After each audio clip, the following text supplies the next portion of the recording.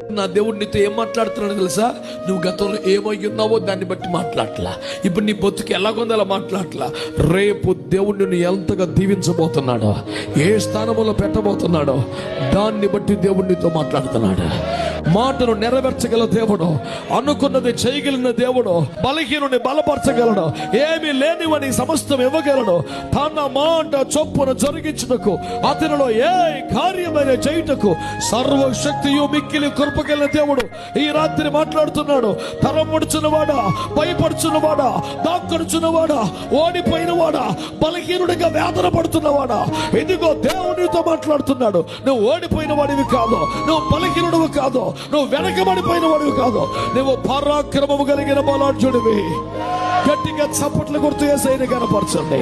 నిన్ను తాను ఏమి చేయబోతున్నాడో దాన్ని చూసి మాట్లాడుతున్న దేవుడు నీతో ఈ రోజున.